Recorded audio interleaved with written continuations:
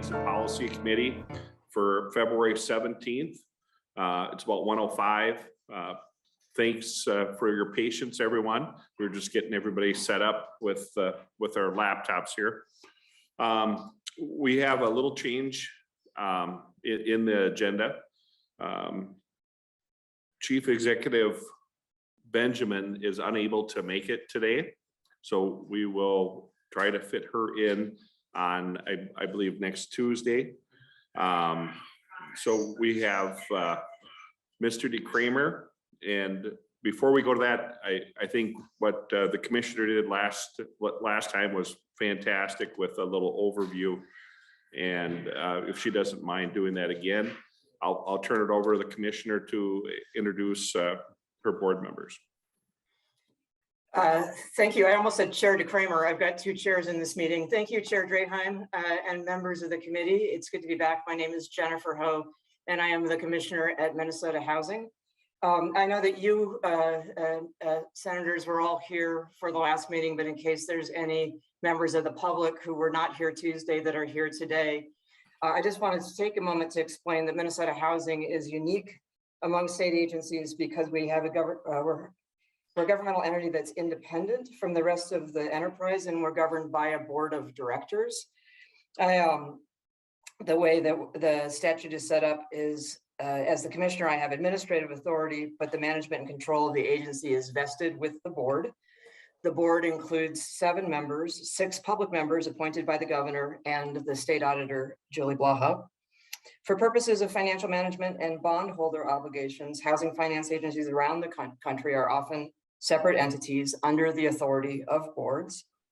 I just want to say personally, I feel very lucky as the commissioner of Minnesota Housing to have such a strong board of directors. It is a volunteer board, and they do an incredible amount of work. They meet 12 times a year plus committees, and oftentimes I send them board packets that are 200 pages or more of detail about the financing of various projects. And I am super lucky that when I stepped into my job, Chair DeKramer had been in that role for some time. And so with that, I will stand here and be available as needed. But Chair Draheim, I turn it back over to you. Thank you, Commissioner. I guess with that, Chairman DeKramer, it's to you. All right. Well, thank you, Senator. Introduce myself, I guess. John DeKramer. I live in Marshall, Minnesota, down in southwestern corner, for those of you who may not know exactly where that's at. I think what I recall some of the questions is, part of your questions is how in the world did I end up on this Minnesota Housing Committee. So I'll give you a little bit of a background on that. You know, I kind of ask myself that same question at times.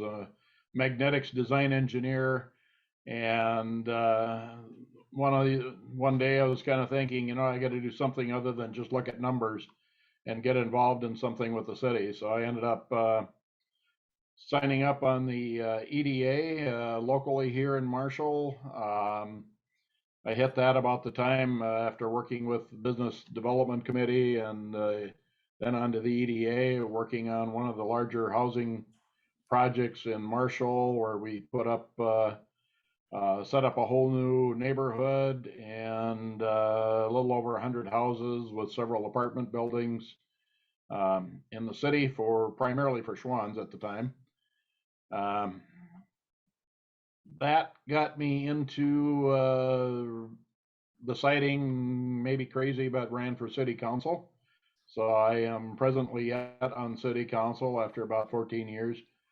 That also got me into, as an elected official, as to be a board member on the local community action board.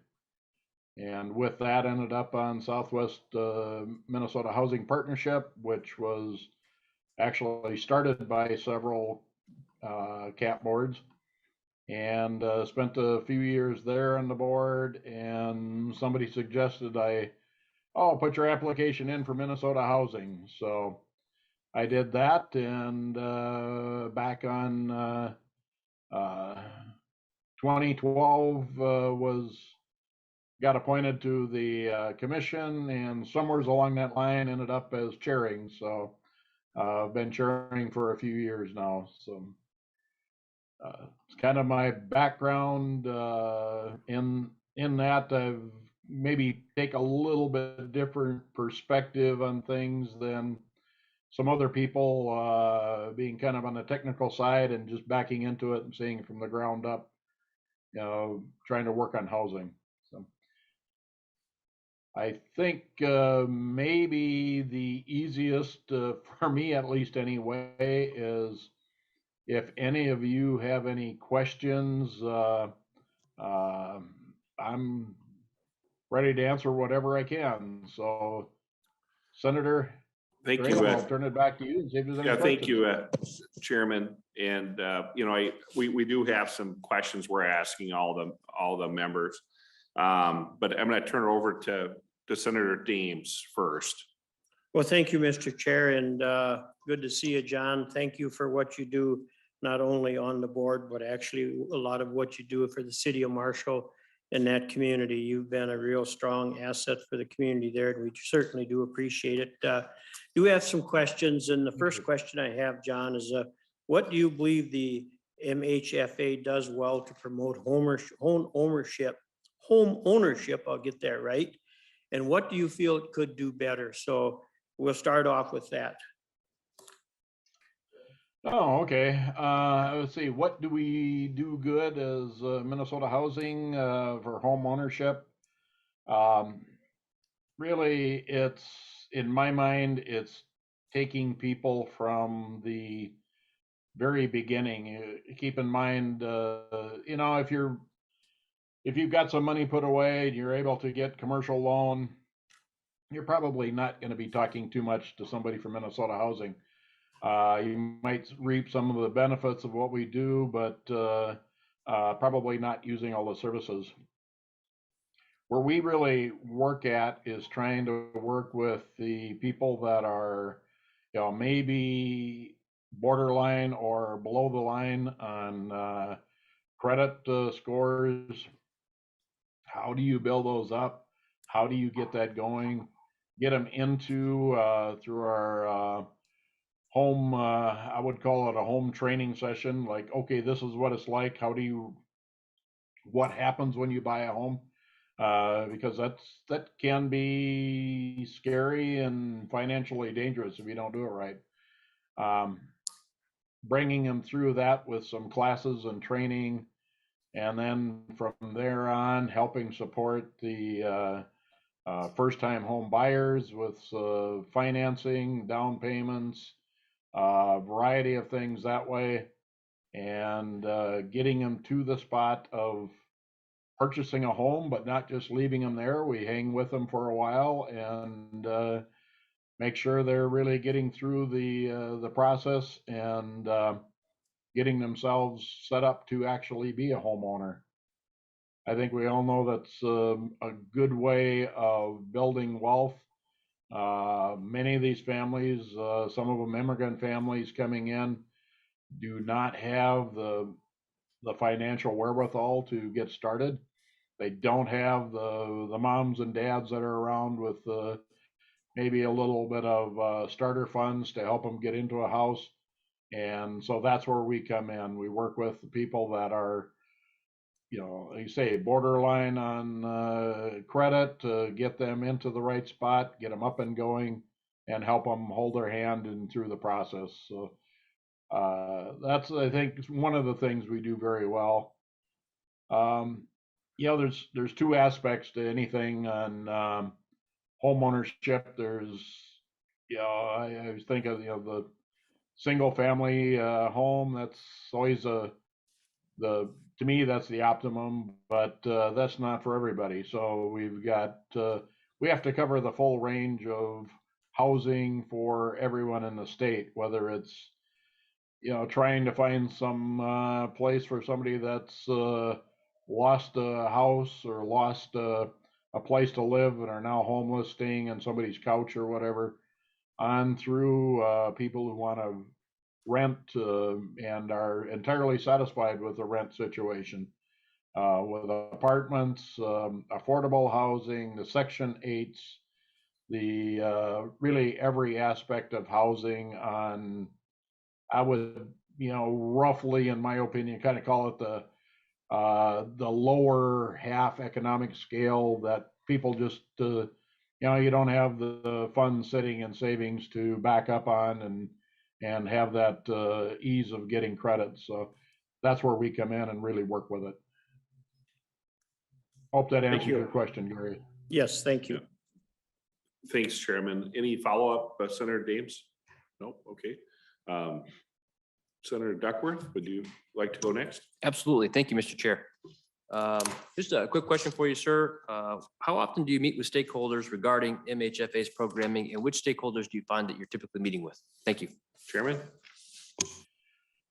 Oh, okay. Actually, I try to meet as often as I can. I know this year I was able to attend the Northeast Regional Housing Forum. Also attended the Northwest Regional Housing Forum. The Greater Minnesota, along with Minnesota Housing and several other sponsors, were able to put that on.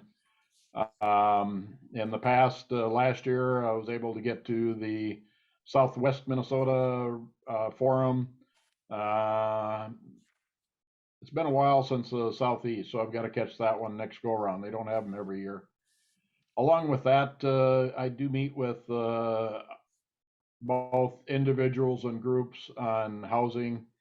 As a matter of fact, and it'll probably, I get some time here a little later on in this conversation, I want to talk about the housing meeting I had yesterday with a group of realtors and construction and housing individuals that were locally here in Marshall. So, a few topics there to get a chance to talk about if we can, because I think it's very pertinent to what we're doing here. So, does that answer your question, Senator? Thank you, Chairman. Senator Okay, Dietrich has a follow-up, I believe. Thank you, Mr. Chair.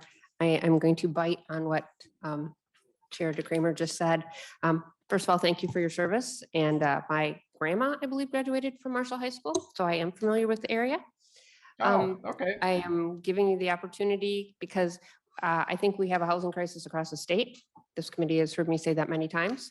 And I think how we address some of the housing issues in different parts of the state needs to be different, because what, some of the way we address it up here might be a little different than, in Marshall, Minnesota. So I'd like to hear the ideas of what you have and what you had discussed in the meeting yesterday. Chairman? Okay, just a couple of things. First of all, Senator Graham, you can just call me John. It's a lot easier than trying to figure out which chairman is talking about. So please feel free to just call me John. Thank you. As far as, long list of items on the, where we're at, we're obviously short of housing in, I would say, almost every area. Marshall is no exception, although, we try to work on a few things here, of course. I know some, like you mentioned, Senator, there's different needs in different areas. For example, we talked about one of the discussions when we had the Northwest Forum around the War Road area. There's housing that was put up for affordable housing, but yet the owner or the people running the home there were not able to fill everything up with people, because a lot of the people were actually making more money above that due to some of the good jobs and the DigiKeys and a few of the other companies up there. Yet on you bounce to the the southeastern corner, it's another whole issue. Probably more some on the need for apartments, all those single family housing is a big thing. The Marshall discussion is, like I said, no different than many other ones. We've got probably, I think right now in Marshall, with about 2,000 homes, actually houses in Marshall, I think we've got a total of about 18 to 20 that are for sale. And not all of those are, I would say, of the standard that people are looking at. Virtually nothing in the 250 to 350,000 bracket that a lot of the upper end families, somebody moving back into the area may be looking for. Some of them are in the 100 to 150,000, and just trying to get housing going. If I can put on my city council hat for a little bit, we've got lots in Marshall. We've actually got a lot of lots, owners, private owned, city owned, and we're trying to do what we can to get into it. But the cost of the lot, honestly, is a small portion of the cost. There's difficulties in getting construction workers, getting materials, getting, and actually our discussion yesterday was a lot around construction workers. How do you get the people to do it? Getting a framing company to come in. One of the construction guys was talking about, okay, if I can get a framer to come in, he'll do a house in 7 to 10 days. If my crew has to do it, it takes 2 to 3 weeks because they're just not as experienced or just not as ready to do it. So, but our closest framing company right now is up by I think it was up by Litchfield or Painesville, around in that area. So it's just a lack of people in the construction. There's the cost of it. There's we tried to cover some of the things in zoning, or there's some zoning issues that we need to address locally. And I think, and that might be a greater concern in the metro area, but I'm not seeing or hearing that as much out of the greater Minnesota area. That's another issue. We still need to have, you still want to have parks, you still want to have streets and everything else, and all that, of course, costs money. So doing a lot, we've got lots in Marshall that we're selling for $4,000 or $5,000 that are on fully developed streets, water, sewer right up into it, and they're still slow on doing it. They can build a house and before they finished it sold. Now we just can't get enough people to construct homes. That's one of our bigger things here. And kind of the same thing, I guess I heard from, the Northwestern region, trying to just get workers in and get some things built. I honestly, I don't think the land is an issue. I think we're just, bodies and as much financing. I know from some of the things we're seeing at Minnesota Housing, jumping back to Minnesota Housing, we've got, the housing study that was done about 2 years ago. The outcome out of that was there's a lot of people that are financially capable of buying. It's just getting the financing, getting the, and now with the cost of housing the last year going up makes it a harder reach. So it's just a multifaceted problem, unfortunately, and there's no single pill or silver bullet that seems to help out on issue other than just trying to keep chipping away on it as much as we can. Probably a long answer to your question, Senator, but hopefully you get the gist of what I'm thinking. There's a hearing. Thank you. I think next we'll go to Senator Rosen. Thank you, Mr. Chair. I just can't call you John. I'm sorry, Mr. Chair. But I do want to thank you, as Senator Dame said, thank you for your service to your community, Marshall, and to the entire state and what you're doing here. It's very valid.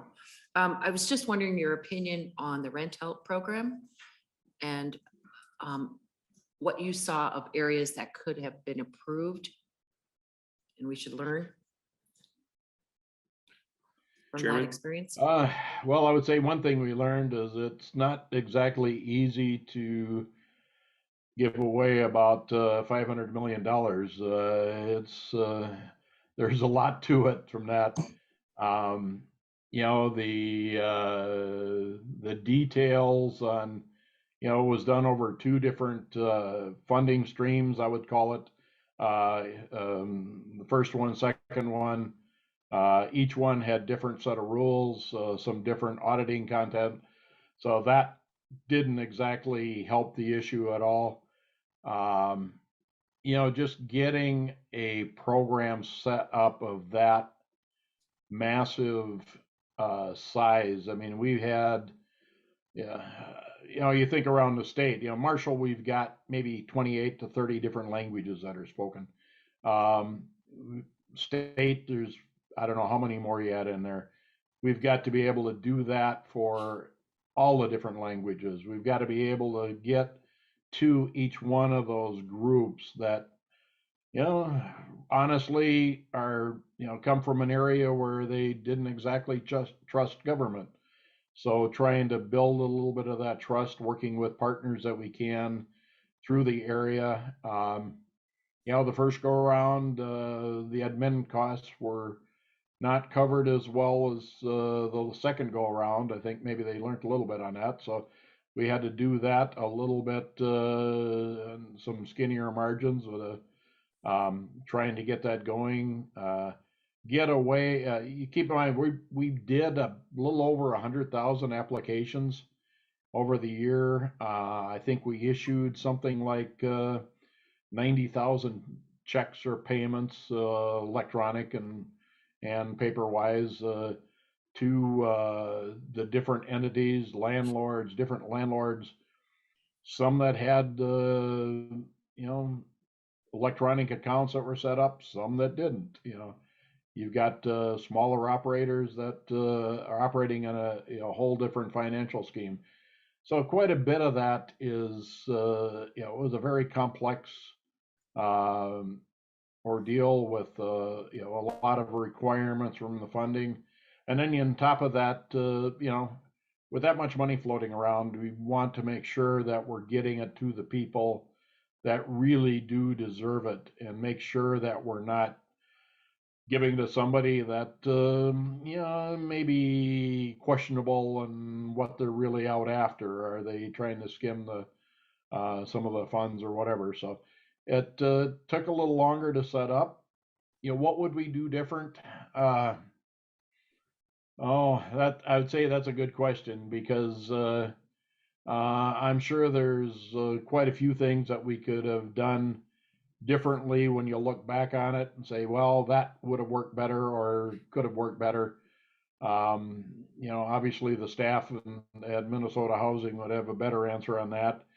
But from, I would say, my end of it, I think we handled it very well. You know, I was watching what other states are doing as well. You know, we're all kind of in this together with different states. We weren't the first ones with money out the door. We weren't the last ones with money out the door. We were kind of running in the middle of the pack. And it's, you know, we tried to set it up as easy as we can, using as many partners out in Minnesota that we could to get to as many different small groups. Just locally here, you know, we have a fairly strong Karen population here, and just trying to get to that in, you know, in a manner that they understand it, that this is available. So just things like that, you know, it was quite an ordeal. You know, it's great to see the money go out. It's great to see it happen, but yeah, this was quite a project. I'm not sure if there's a few people want to go back through it again. Hope we don't have to have that situation. Thank you. Any follow-up, Senator? You good? Okay, thank you. I just had a couple questions that weren't on our prepared list, and I know you were really involved in the community down around Marshall. And it sounds like you have a lot of existing lots already, so maybe you haven't developed any lots recently. But I was just wondering if you had any idea of the cost increase or decrease with the infrastructure going in recently on all the inflation, if you had any thoughts on that from down in your neck of the woods. Yeah, well, as far as the city goes, we haven't developed lots for probably 6 years, 7 years. So I don't have a good direct costing figures on that. I know from the construction guys, the way we do it here with here's the requirements, what you need to set up as a private developer. This is what you need to have ready for putting in the infrastructure. This is what we want for streets, and then you turn it over to the city to get it going. And it's just, I know from what all our street projects, it's expensive. It's about $1 million a mile for a road if you're going to do it right. The infrastructure, of course, is all sewer. We're pretty much in a flat area, so that's helpful in some areas, not when you're trying to run sewage downhill. So we're trying to, we have pumping stations, various things like that, you work in a pocket and you need to have a lift station put in. So, but as far as actually directly to your question, Senator, whether, how's it affected with the inflation? Other than knowing that the cost of PVC has gone up considerably, the lead times have gone up quite a bit, extended out there quite a ways. That's about the extent of it. I am on liaison with the utility board, so I do get to see what we're doing there. And fortunately in Marshall, we've got a lot of our power underground. That's been a project for the last 10 years of getting that put in, because we tend to be a little windy around here, and trying to get that underground and away from the ice. So it's certainly not inexpensive to do. It's a costly endeavor to do the development, and honestly, I think that's part of it. Fortunately, the Marshall has got an advantage that we've got some areas where privately have been mostly developed. They've got quite a bit of the infrastructure in, although they have to run another block or two here for the next row of houses, and so it isn't quite so bad. But I know from some of the other cities, I'm just listening to what goes on in Jackson, for example. We've got some contacts down there. That's tough. They're having a hard time. It's they pushed their infrastructure for a time there. They had basically spent everything they could as a city to try and get infrastructure in and try to appeal the growth. So it's unfortunately none of this is easy. So my last question would have to do with your location in regards to like South Dakota. You're kind of a border city. You're not right on the border, but you're darn close. What have you seen? What challenges has your community faced being so close to a neighboring state? Is there anything different that is challenging for your community to attract people and housing and growth? Just attracting people is one thing. We we talk about in Marshall, we really need a freeway. Yet I've got to remind some people that talking again with people down in Jackson, they've got a freeway, and it's so easy to run down the road and go work in South Dakota, or go live in South Dakota and drive into Jackson to work, or down in Iowa and come up. So it's there's good and bad out of there. I don't think there's a business in town of any major size or significant size that hasn't got a letter, a call, or something from South Dakota, or actually a number of other states. I know personally, I've had letters from Texas. I've had several other states saying, "Come on down, come here. We'll do this for you. We'll do that for you." And it's yeah, the only I would say I think right now, although like for us, South Dakota is that's a big competition for us. Pulls a lot of people in that direction, and that takes everything else along with it: the school kids, the housing, the whole works. The only thing I see out of there is right now they've had so much expansion and industrial growth. They're hurting. They can't come up with enough people. So that means they've got to pull from elsewhere then rather than trying to hit all these little towns around here. So they might go chase after somebody else. But yeah, it's tough keeping. It's honestly tough keeping business around here. You see how many trucking companies that for some reason they've got a South Dakota license plate on it. They're living in Marshall, they're living in the area, but they've got that little post office box on the other side of the border, and that's all they license their trucks. So that's just all part of it. Things we put up with. Yeah, I know we've had discussions, kind of rambling on here other than housing, but we've had discussions on how do we help the brain drain.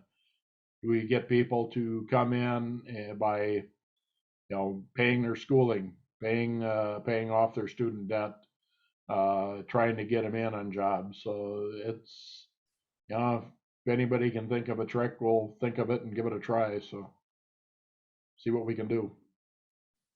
Well, Chairman, I really appreciate your time and thanks for your passion on housing. I'm going to let you off the hook unless you have any closing statements. Did anybody else have any questions, members? Okay, thank you very much. Well, if I may, beg your indulgence here, but I would like to bring up one other item, and I may have my favorite housing commissioner run for the door in this one, but something that came up in the discussion yesterday that I'm well aware of, and Senator James, you and I have talked about this in the past too, so it's not going to be the first time you've heard this one, but I'm going to go back in one of the projects that Minnesota Housing had. We funded about 2 years ago I think it was 5 single-family residents that were to be built, combination of affordable housing, workforce housing, and they're going to put it in Meeker County as where we'd like to go. That came through, actually came through the community action, that I'm with now, UCAP. I'm on that board as well. But that was 2 years ago. As of yesterday, they still have not put a shovel in the ground. There's a lot of difficulties in trying to get the funding to work. One of the things that came out, and because I had a couple of the individuals that were involved in on the same meeting that I was at, the prevailing wage issue in Meeker County ended up adding the numbers I had was $60,000 a home from trying to do that. And there's no question that people need a living wage. That's a definite. And the people that are building the house should be able to afford the house. But if there's any way, because I think it only can be resolved legislatively, is if you could look at the limits, in my mind, if you could look at that area where the prevailing wage comes in, maybe niche out a little section that says, okay, if it's single family housing, we can raise the limit to 300,000, something like that. and then it kicks in. But for, the 5 houses they're trying to do now, they're really working at it. They're trying to get them in, but 60,000 additional for the house is quite a bit. Because of its proximity to the cities, that's mostly where they're tapping in on getting the prevailing wages at. For example, the plumbers, that's $75 an hour. So that's tough when you're out in Meeker County.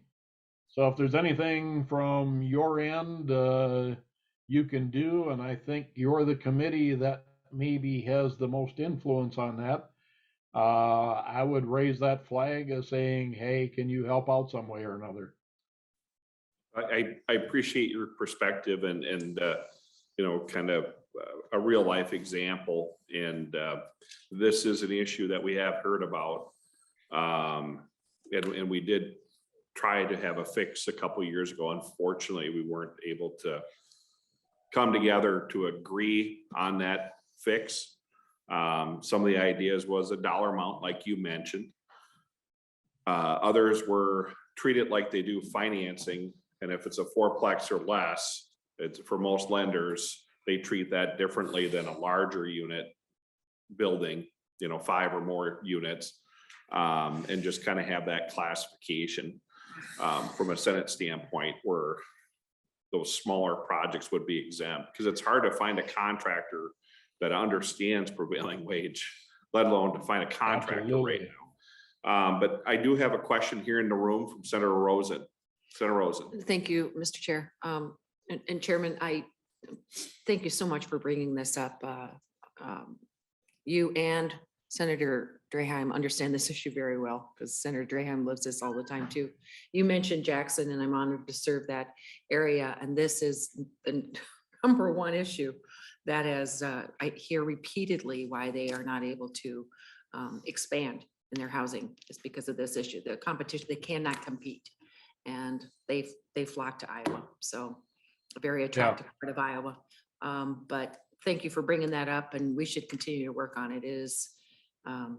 That it is one of the big issues that we have to get our hands around. Yes, thank you, and I hope you do, because, and I know, it's a complex subject and as well, and there's a lot of nuances to it. It's a contentious subject. So, that's what I see. Commissioner's still on the camera, so she didn't run away anyway. So, but we've had discussions on it. Like I said, Gary brought it up to you before and some things. So, yeah, I know you guys are aware of it, but trying to keep it on. That was the comment yesterday. If we could, help on that. Maybe Meeker County, they might have it resolved, because it sounds like they may have to move it to Litchfield, but because they might be able to get some land in Litchfield for free. So that would help. But again, you're talking 60,000 a home, lots in Litchfield or Marshall even, don't go for that amount. Our high end is like 40,000. So it's probably that an helps, extra but it unit. doesn't solve it. It's Pardon? probably an extra unit that if you take the 60,000 times the 5 houses, you're talking 300,000, and I'm sure that would build a home in that community. That's another house. Yeah. So we got to find the balance on that whole issue with prevailing wage, and we have tried in the past. Unfortunately, we weren't able to come together across the aisle to come to a solution, but we need to figure that out. So I appreciate your perspective on that. Members, we are going to move on. So thank you again, Chairman DeCramer. All right, thank you. And your insight, and feel free to reach out to us anytime. With that. Okay, and again, if I can be of any help as well, please let me know. Thank you. With that, folks, we're about halfway through, so I'd like to switch to the commissioner and the questions. If we could get someone to put those questions up, that would be wonderful. Chairman Draheim, can I just, in case my chair decides to leave, I just want to thank him for clearing his schedule to be able to be with us here today. And I think he demonstrated why it is I say I have an amazing board of directors at Minnesota Housing. Thank you very much for making time to be here today. Appreciate it. Thank you, Commissioner. So when you're ready, Commissioner, the floor is yours. Thank you, Chairman. It was a little awkward just managing the pronouns last time when I was trying to read through my own questions. So I think I'm not going to try to read the questions, but if they're up in front of everybody, people will see the questions that you have that I'm addressing, because I just had a hard time inverting the yous to me's. And with some of the specific content that I have that is specific numbers or numbers by year or breakouts, we'll be following up with the committee in writing. But I just want to be able to talk through these to see if I'm getting the information that you requested and see if there's anything from this discussion that I should augment based on our discussion today. So starting with single family units constructed with housing infrastructure bonds between 2012 and 2021, I'd start by just noting that between 2012 and 2019, per statute, housing infrastructure bonds were only available to community land trusts for land acquisition, demolition, and utility connections. It was in 2020 that housing infrastructure bonds was expanded to include development and rehabilitation. And then in 2021, that was available not just to community land trusts, but to other entities as well. So if you look at the year-to-year breakout for all of 2012 to 2021, we've done 434 total units. That's 320 units of preservation and 114 units of homes of new construction.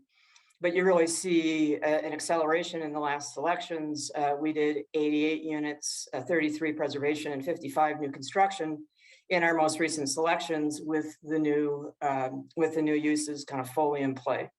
And then obviously there were some years we didn't have housing infrastructure bonds at all. So there's a couple years that are zero. But obviously now as we continue to use both the new uses and the set aside, we would expect an acceleration of that over time. And again, we'll get the money over to you. You asked about the breakout between single family and multifamily. The multifamily rental does include the senior housing rental. And I think we sent over to you in writing, it's all a blur, sir. The single family specific breakouts in the written stuff we sent back before the last hearing. But the multifamily breakouts going back to 2012, it's 5,025 total, and that's selections. That's not completed construction because there's a gap in time between selection and completion. The question was around completion. That's why I make sure that I pointed that out. These are selections. And then of the 5,025, 1,782 of those are preservation units, and 3,243 of those are new construction units. So of the 5,025, 912 are senior units going back to 2019. I just think it's important to note that when the housing infrastructure bonds were created, they were really created to facilitate the creation of more supportive housing, to increase the preservation of federally assisted housing, to keep those federal dollars in the community, and then also to deal with acquisition and rehab of foreclosed or abandoned rental units through community land trusts. So it started with a very, very specific set of purposes that have then been expanded on at different points in time. So should I pause, Chairman, to see if there are any questions related to my answer to question number one? Thank you. Members, any questions for the commissioner? I think we're good on this end here. Continue, please. Thank you. So the question was about the amount that was selected versus the amount that was requested, and what that has to do with the pace of the creation of new units. So this specific set aside that was created for single family, first of all, is legislative available until January of 2024. And we anticipate selecting projects each year so for the entire set aside within that timeline that was created in law. The total requests received of 36.8 million, only 5.9 million specifically requested housing infrastructure bonds. And we selected 5.3 million of that 5.9, did I say 5.9 million specifically requested housing infrastructure bonds, and we selected 5.3 million of that. There are a lot of activities that come in on our single family consolidated request for proposal that aren't activities that could be financed through a tax exempt housing infrastructure bond, such as down payment assistance. So not all the activities that the agency funds are housing infrastructure bond eligible. Yeah, I mean, the other thing that we do is we also utilize the state appropriated programs that allow us to do single family, including Challenge and the workforce and affordable home ownership appropriations. You know, they are actually easier for developers than trying to work with the more complex financing associated with housing infrastructure bonds and raising money on the capital markets for those. This is something that we've been in dialogue a lot with Homeownership Minnesota about. And then I think, you know, we've been working with many of the folks who do submit proposals on our single family side for quite a number of years. So part of our selections process takes into consideration the open awards that grantees have from previous years' selections. So, you know, it's not that if we don't fund the whole project, the developer necessarily could have completed based on historical production, the number that they put in the proposal. And so scaling back so that we are always trying to increase production, but we're also not having a bunch of previous awards out there where progress is slow or not being made. So we're really trying to right size an award to the capacity of the entity. And obviously different entities have different capacities or different capacities at different times, depending on how much they have in their pipeline. Happy to take any questions about question number 2. It looks like we're good, Commissioner. Thank you. So number 3 was around the use of the word may. Minnesota statute 462A.38 subdivision 2 uses may, and the language in the report is meant to align with the statute.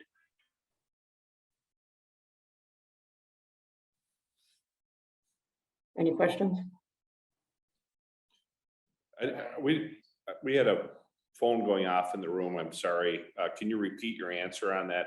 The may. Yeah, so Minnesota statute 462A.38 subdivision 2 uses may, and the language used in the report is meant to align with the statute.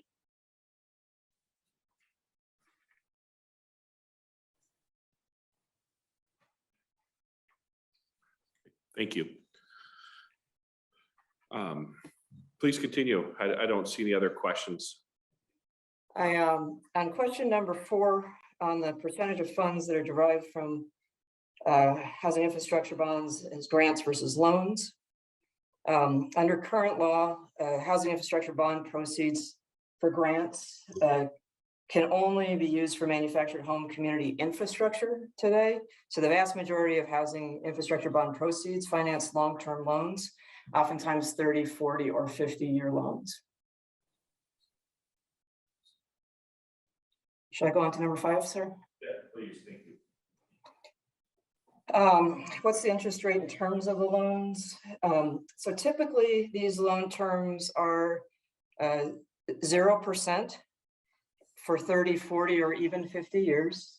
You'll remember that the purpose oftentimes is to make sure that when we do, for example, preservation of a federally assisted property, or we do a supportive housing project, or we do a senior housing project, we want to make sure that the project keeps the affordability that it agreed to at the time that it applied for the funds.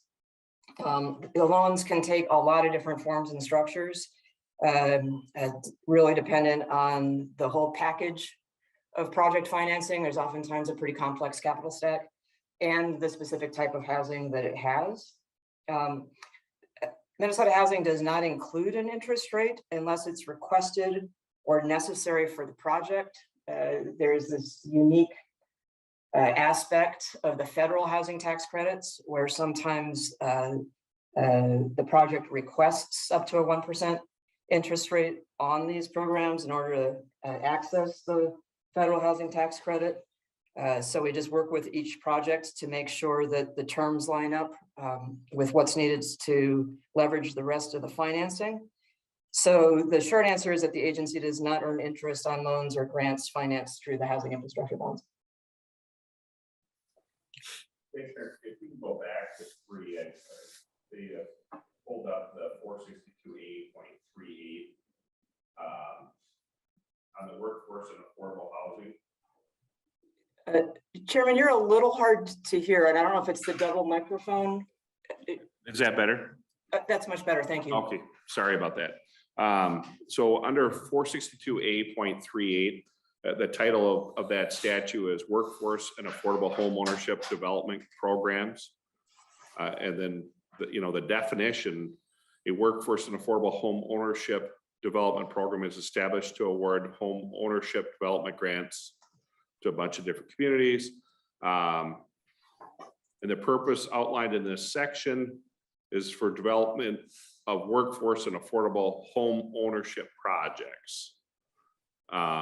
So I think that is the intent of that statute is home ownership. I think it's pretty well spelled out.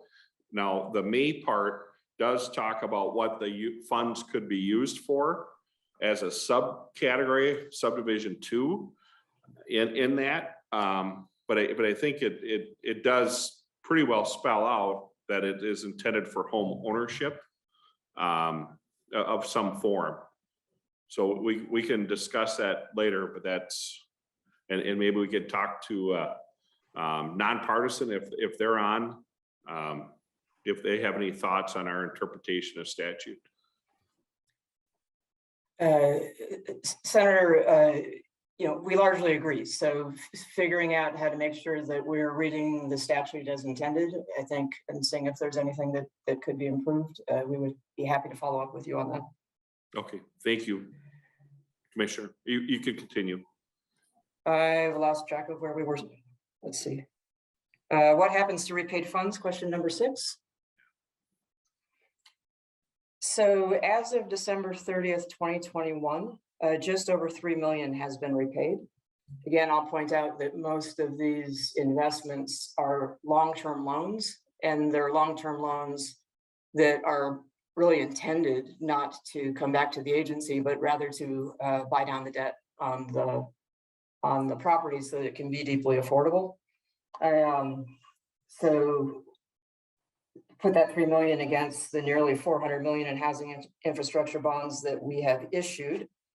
And then there was a predecessor going back to 2009 called the nonprofit housing bonds, which was kind of the predecessor to the housing infrastructure bonds. So many of these loans are forgivable. Very few have been repaid, as you can see, based on the amount. And then if they're repaid, the agency relends the funding within the housing infrastructure bond statute.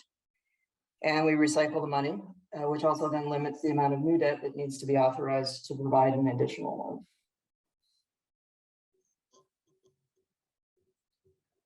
Should I move to number 7? Yeah, let me just check. Any questions? Finance Chair, you good? Okay. Senator Duckworth. Thank you, Mr. Chair, and good afternoon, Commissioner. So I'm fairly new to the committee. I'm wondering if you can give us some sort of perspective or context of how much of funds typically do come back. It sounds like maybe there's not a whole lot of some are being forgiven or not being repaid, but could you give us a sense of just how how much in terms of dollars does come back to the agency where they can exercise discretion on how to reutilize them? Chairman Draheim and Senator Duckworth, 3 million had been repaid as of December 30th, 2021. And that is relative to 400 million that had been issued. So less than 1%, I think I can do that math, has been returned, but it's largely because it's intended to be tied up in long-term deep affordability of the rental units that most of this has gone on to because of the original purpose of the money. And then if the money is recycled, it's still recycled in a way that deals with the terms of the bondholders, since the obligation to bondholders continues on. That doesn't end.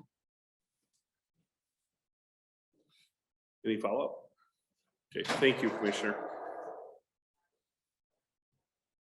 So the questions around the timeline between bond allocation, bond sale, RFP, and the funds becoming available for use and when projects are completed. I will apologize in advance that this is not a simple answer, but I am going to try my best to give a thorough answer. So the timelines vary depending on the legislative language, the timing of the passage of the bonding bill, and other characteristics associated with each authorization. New eligible uses, for example, and state contingencies can impact the overall timing. It's also subject to the timing of the state's general obligation bond issuance and related financial disclosures. So Minnesota Housing issues housing infrastructure bonds as projects that have already been selected by the board are ready to be financed, right? So selections and kind of the actual act of financing, those things happen at different moments in time. So barring unforeseen circumstances and specifics in the legislation, here's kind of the rough timeline of what we would expect for the governor's 2022 capital budget recommendations. I'll take a moment to say if we got 250 million in housing infrastructure bonds. The RFP opens in April of 2022. We would have new authority when the session ends the next month, May of 2022.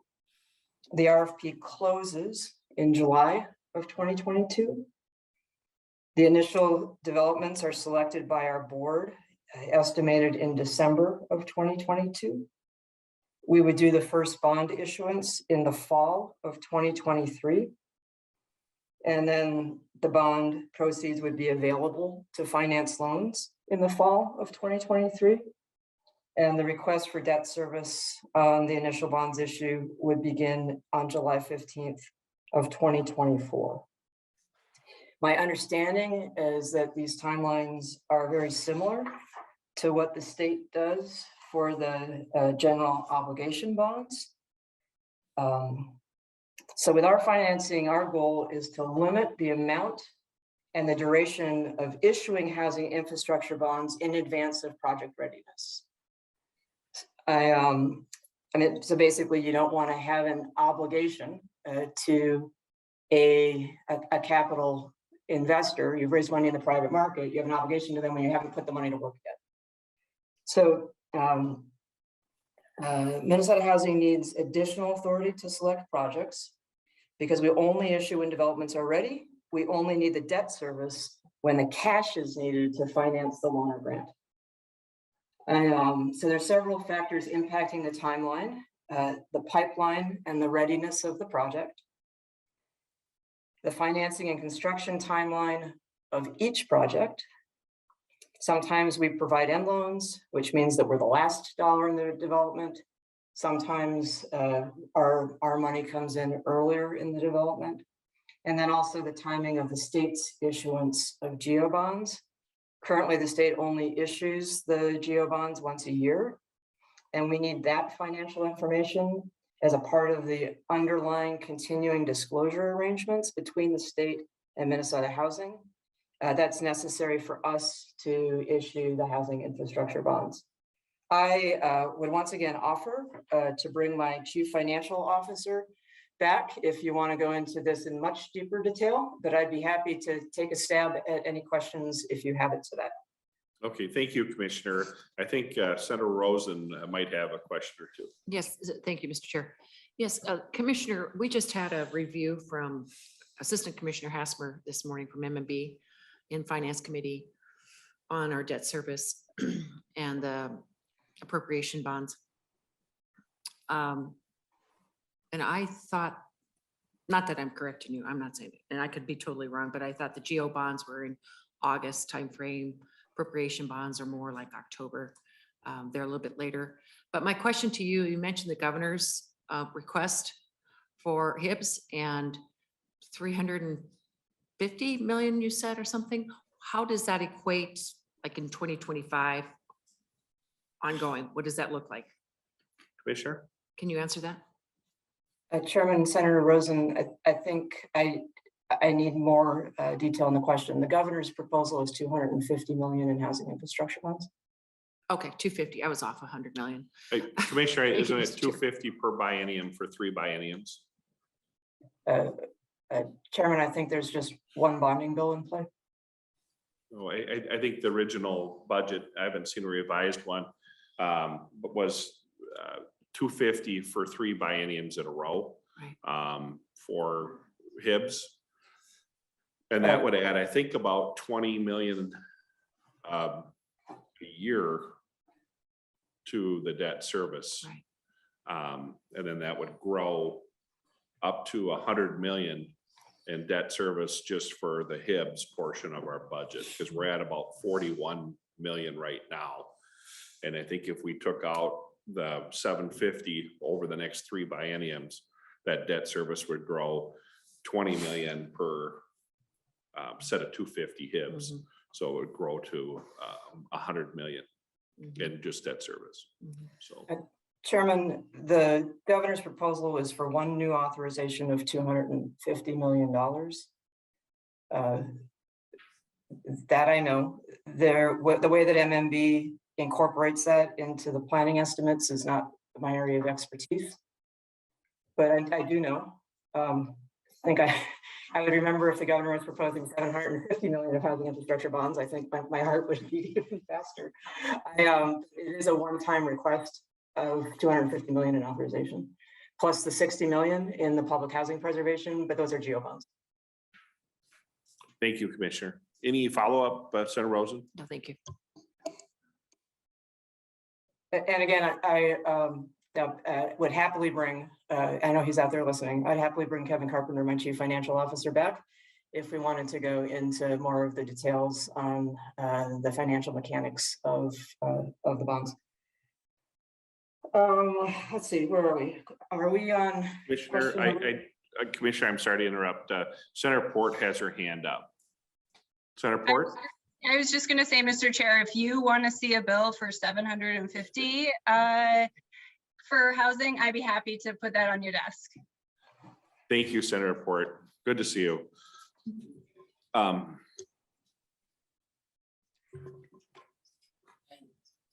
Yeah, I think there were planning estimates, I'm being told here by Joel,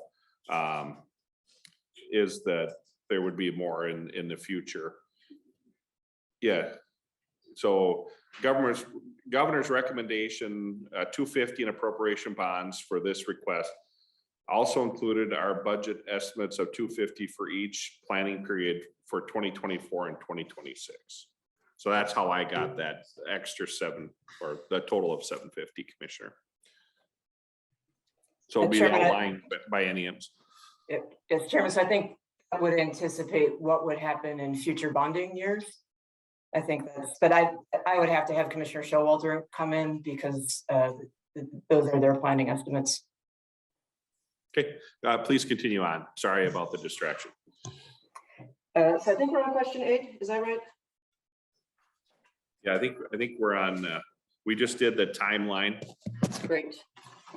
So question 8.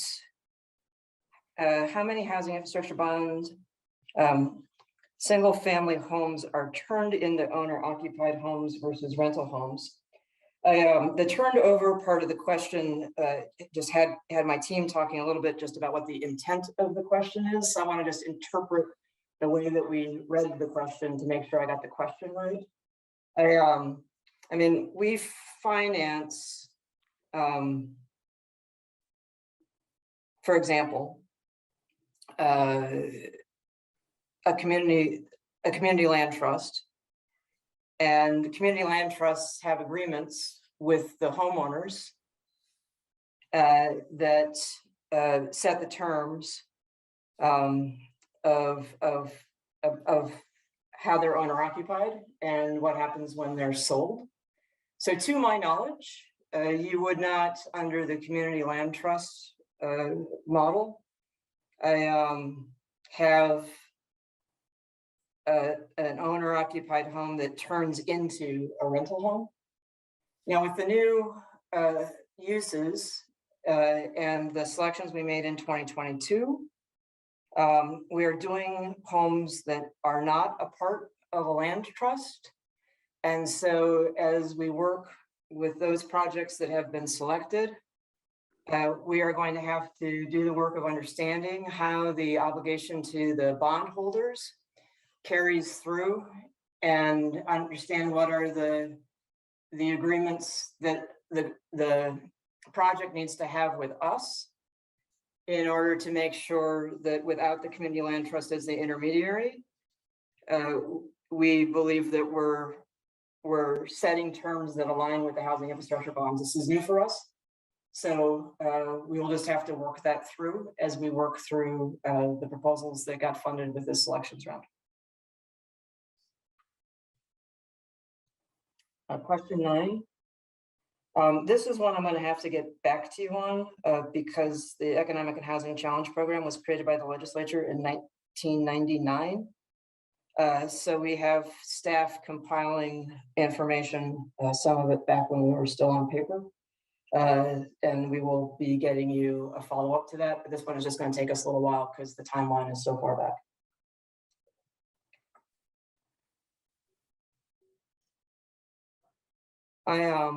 So question number 10. So the question is around what percentage of total housing infrastructure bonds were spent on single family and manufactured homes or manufactured home parks. So as I walked through back in question number 1 and 2, like when housing infrastructure bonds change in terms of eligible use really impacts a lot of this. So for single family homes, let's see, the proceeds for loans or grants for homeownership use was limited to specific costs early on, like land acquisition, demolition, and utility connections until 2020. So total selections in community land trusts were 5.3 million between 2012 and 2020, which was 1.3% of the total housing infrastructure bonds selected. Housing infrastructure bond use was limited in 2020. Single family selections, given the late authorization, you'll remember that was the October bonding bill, and the new and expanded use. And then the 2020 RFP opened in April and closed in July, and selections were made in December of 2020. In 2020, 2.9 million in housing infrastructure bonds were processed. And then in our most recent RFP, it's 5.3 million. And where I'm giving you all these specific years and dollar amounts, we'll follow up in writing with those for you. On the manufactured home and manufactured home communities, this particular use was added in 2019. Prior to that, they weren't an eligible use. So we, in the 2020 manufactured home community infrastructure RFP, we included a selection that included 600,000 in housing infrastructure bond proceeds. And that was an RFP that combined the housing infrastructure bond use plus the appropriated program. So less than 1% prior to 2021 selections of the total housing infrastructure bonds were allocated to manufactured housing. In 2021, the agency selected 7.5 million for manufactured home communities, including 5.2 million with the housing infrastructure bonds. In that RFP, that manufactured home community RFP, we selected about 80% of the proposals. Yeah, I think if I can just, with commentary here, you know, we agree that we need to do more around homeownership development. And I'll note that the governor is recommending a historic amount of ongoing and dedicated resources for single family development, specifically single family development in the workforce and affordable homeownership program. It's an increase of 36 million that the governor is proposing over 3 years for this program.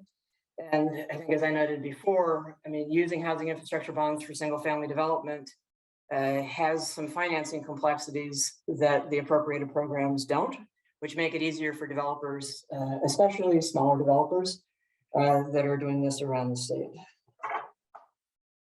Any questions there from the committee? Members, any questions for the commissioner? I'm not seeing any, Commissioner. Thank you. Thank you. I'm not as good at multitasking on my screen to know when there's a hand up. Thank you. Question 11. Do we do follow-up on projects? If a project is funded with an intention of providing affordable housing at 30% of area median income, do we follow up later to make sure that teams are being met? So for rental developments funded with agency resources, the agency undertakes regular monitoring to ensure that there is compliance with applicable terms and requirements, including income limits. The exact form of the monitoring can differ depending on the program, but it often includes file reviews, income documentation, certifications from developers, and may include periodic inspections of the development. We have a compliance structure in place to take appropriate action when non-compliance is discovered. On to question 12. You know, we're in ongoing conversations with both our developer and our local community partners on the issue. The two initiatives that passed last fall are very different. To date, we're not aware of an actual policy under consideration by the city of Minneapolis. That said, we're aware of the early discussions of the initiative that passed in St. Paul in both developments that are planned and developments that are underway. None of our partner developers that we have funded have given back awards because of the rent control discussions. And federal and state subsidies have agreements around the income levels of the people who the homes are made available for, and rules around the setting of rents. So that comes with getting federal or state assistance. You know, in my discussions with the city, I think that they're looking at what they can do to address the ongoing issue of housing being unaffordable to people who earn the least.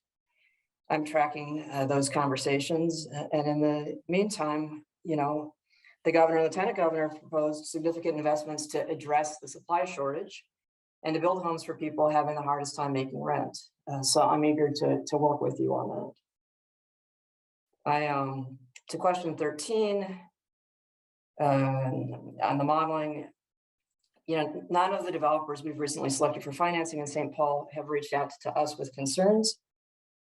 You know, I'll just reiterate that the multifamily properties that we finance in these communities already include limitations on rent increases. You know, we are the public subsidy. I think this conversation is largely about, you know, the vast majority of the housing market, which is a private market venture. So, Commissioner, there's been no talk of increasing fundings for any properties in Minneapolis or St. Paul. Have you studied the kind of the before and after of requests or anything like that? Chairman, I mean, what we know best are the projects that we have investments in. And of the projects that we have investments in, nobody has said we don't want to do the project anymore. But as I said, when we make the investment, the developer has already agreed to make the housing affordable and keep the housing affordable. That's what we do. We will certainly be, I think, you know, what, I guess what I was getting at, affordable for who, you know, the taxpayers or the developer. You know, if the math doesn't work, the math doesn't work. You know, and if you're subsidizing it and taking away from other projects and other communities that are trying their best to handle their housing difficulties, you know, it's not fair for the 890 other cities in the state if we're pouring more resources into two communities that are hurting the capacity issue that we're facing. So anyway, we can talk about that offline, but I'm just curious if you know numbers in regards to that or no difference. It's probably too early to tell. thank you, Chairman Draheim. I mean, Minneapolis doesn't have a specific policy. They are in the beginning of a conversation about what one would look like. And the St. Paul has a specific policy, but its impact is really more on private developer, 100% privately financed housing.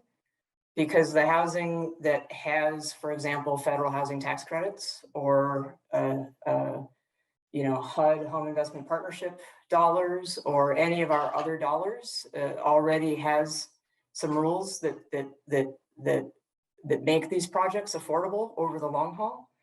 And so this doesn't change any of the rules, or I suspect patterns of our allocation of funds.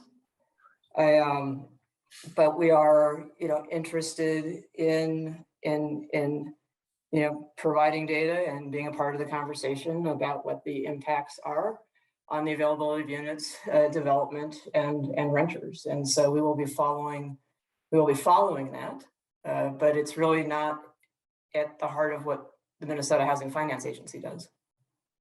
Thank you.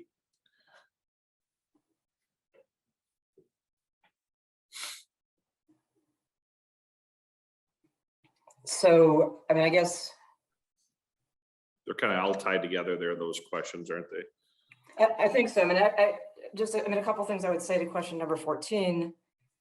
You know, but I think I've already said it, so I don't want to be redundant. I mean, we already operate on the most affordable end of the housing spectrum, and so this just isn't something that will impact the part of the portfolio that we invest in.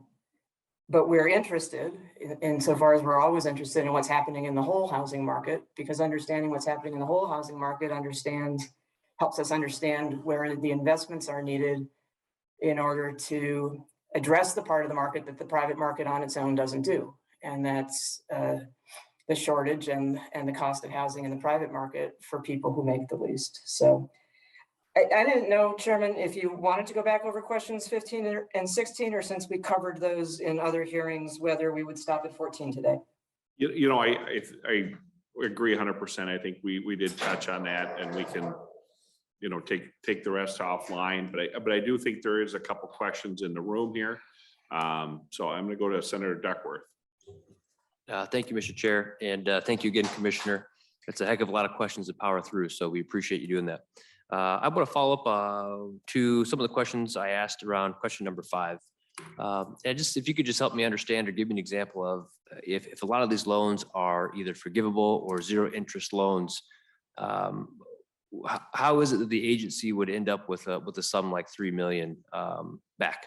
Just help me understand how some of that money would make its way back to the agency, if you will, just so I can have that kind of context regarding this. Thank you. Commissioner? Chairman and Senator Duckworth, I would love to bring my chief financial officer in to talk through all of the nuances of this.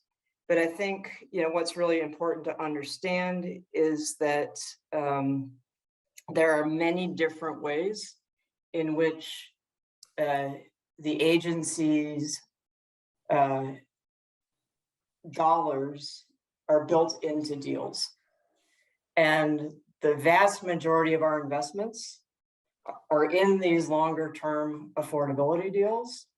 But there are instances where a small portion would come back, and then that's tracked, and it's tracked against the bondholder obligations of the specific bond issuance that is generating these things. And because of that obligation to the bondholders, it's recycled into similar purposes.